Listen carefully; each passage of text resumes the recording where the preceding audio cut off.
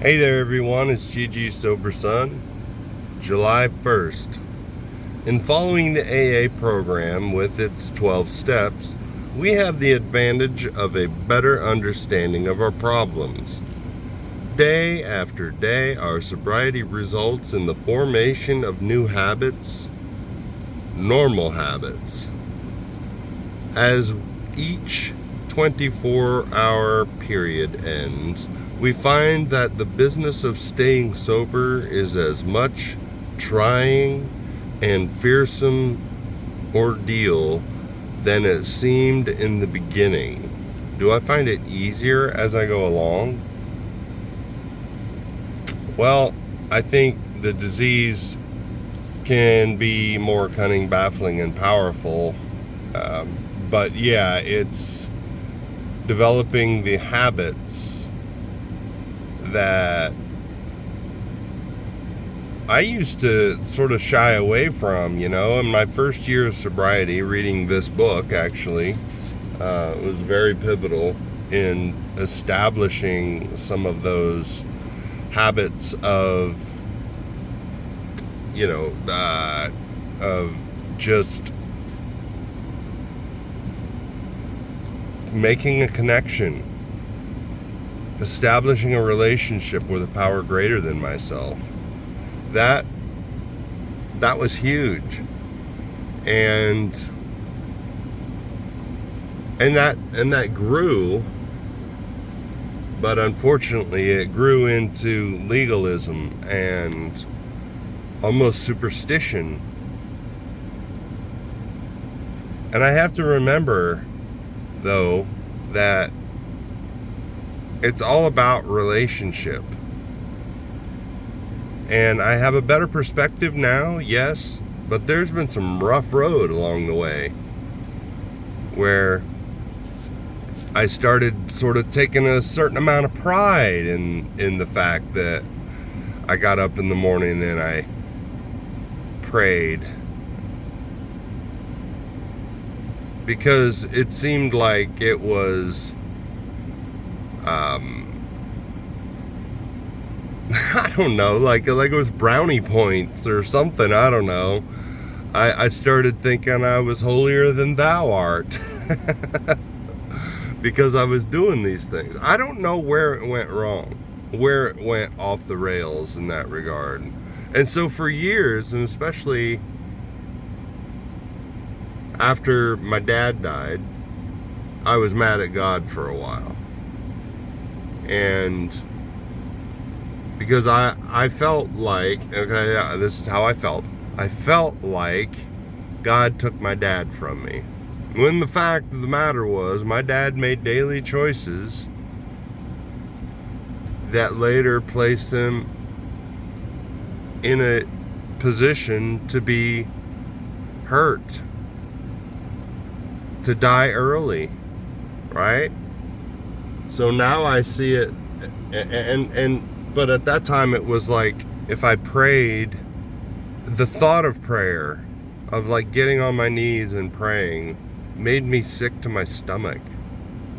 So I did all kinds of other things to try to distract myself from my own thoughts and feelings and stuff like that.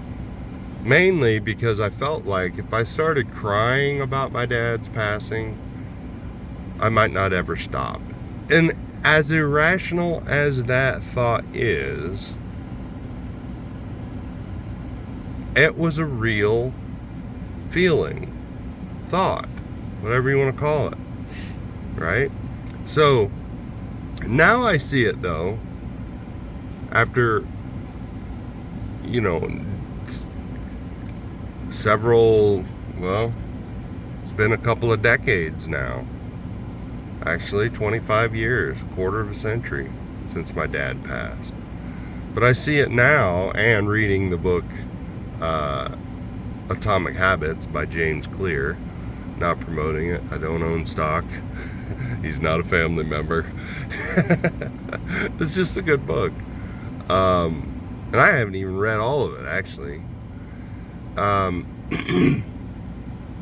It's more about establishing those The same sort of daily choices and habits that my dad established and couldn't break free of, I can use that same thing, that same process, basically. And that's what I love about James Clear's book. He talks about doing a habit inventory to say, okay, are my habits leading me to my goals? Like, my goal is health and longevity, right? I want to live into my hundreds physically. And I mean, duh. Yeah, in this earth suit, I want to live into my hundreds. But I want to have a quality of life into my hundreds as well, though. So, what are my daily habits? I don't drink. I avoid smoking. I avoid alcohol. There are a lot of things that I avoid, but I also think about what I'm going to eat. Now, last night it was a celebration. One of my favorite meetings. It's actually called the Happy Hour Group. It meets at 5:30 every night, every afternoon, and they have been around for 30 years. It was a 30-year celebration, so we ate a bunch of food that I wouldn't normally eat, and I celebrated. I celebrated with them. It's not my home group, but I enjoyed it. I like the group.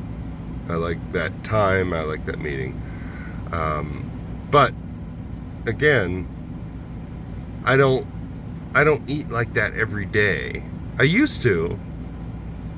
And I got pretty huge, actually, when I wasn't really working the AA program. I was attending meetings, but I wasn't working the program. I wasn't practicing the principles in all my affairs. Only in a dire situation. So, does it get harder? Does it get easier as I go along? It's not easier or harder. Certain things, it's good that I ask myself that, though. Is it getting easier as I go along? Or am I making things harder on myself? Is it a grind? Is it a slog, as they say in England? They might say it here too. I don't know.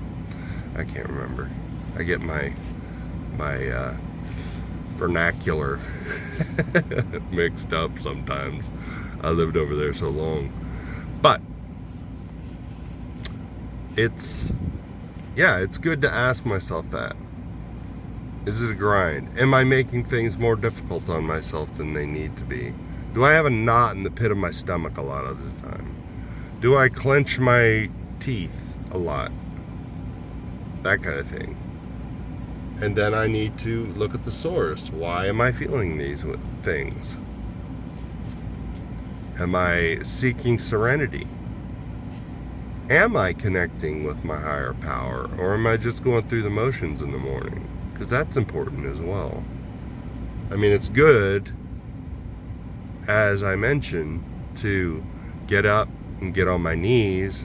I have a little grounding mat next to my bed, so it kind of reminds me, because I have to step over it if I'm doing something else or going somewhere else. But like this morning, my mind kept wandering when I was on my knees, and I have some set prayers, as I mentioned before, that I go through, and I forgot to mention that over the years I felt like I felt a certain fear that I was going to slip back into that judgmental, holier than thou kind of mentality with prayer. So, I mean, I still prayed, I still talked to God, but I didn't get on my knees out of fear that I was going to become super religious. But there's something to be said about humbling yourself before the God of your understanding right?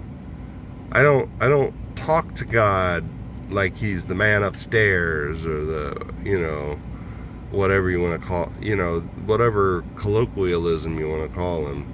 Now, my higher power in the form of Jesus did sort of bring his his conception of God down to earth, and he was like the first rabbi, if you want to call him that, to call God Father, or Abba, which is more like daddy. And for a lot of people that was like, you what? So that's a huge distinction. But like I said, so for years I would have ongoing conversations with God. I didn't necessarily have the set prayers, but I did have conversations, like pray on the way to work in the car or something like that, or just around the house, have a conversation with God and that kind of thing. But for me, getting on my knees, one, demonstrates a humility. Two, it actually, because I put my head on the floor, it's a physiological effect. It's the only time my head, generally speaking, is below my heart, which also has a physiological effect. I probably already said that, but and the sort of philosophical advantage of that is that I orient myself on truth. So that's hugely important. To orient myself first thing in the morning, every day, on what is, it's like the compass and orienting yourself on true norths. As I navigate my day, I want to make sure my compass is right. And so that's kind of how I set my proverbial compass. Meditation for the day. Learning daily the lesson of trust and calm in the midst of storm of life. Learn daily the lesson of trust and calm in the midst of the storms of life. Whatever of sorrow or difficulty the day may bring, God's command to you is the same. Be grateful, humble, calm, and loving to all people. Leave each soul the better for having met you or heard you. For all kinds of people, this should be your attitude: a loving desire to help and an infectious spirit of calmness and trust in God. You have the answer to loneliness and fear, which is calm faith in the goodness and purpose in the universe. I like that. Leave each soul the better for having met you or heard you. I used to pray that at the beginning of the meeting, like when not many people, they may say a moment of silence, but it's like a millisecond of silence before saying the serenity prayer at the beginning of the meeting. But I used to pray like, God, if it be your will, please help me give as much as I get out of this meeting in terms of sharing and speaking the language of the heart, which is important, So, yeah.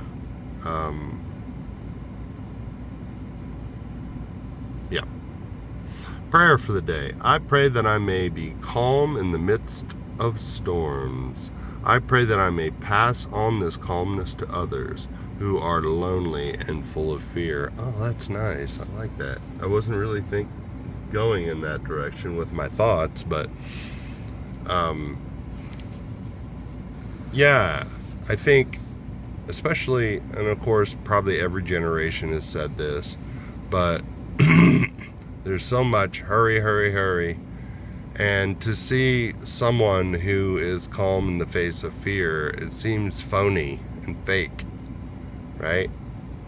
So, but we have it. I mean, serenity wasn't even my vocabulary before I came to AA, so it's hugely important to remember that, because I think if anything, what gets difficult is I forget to focus on serenity. You know, you start saying the serenity prayer and it's like blah blah blah, but words, instead of, you know, really digging into it. So anyway, folks, that's it for today. I love you.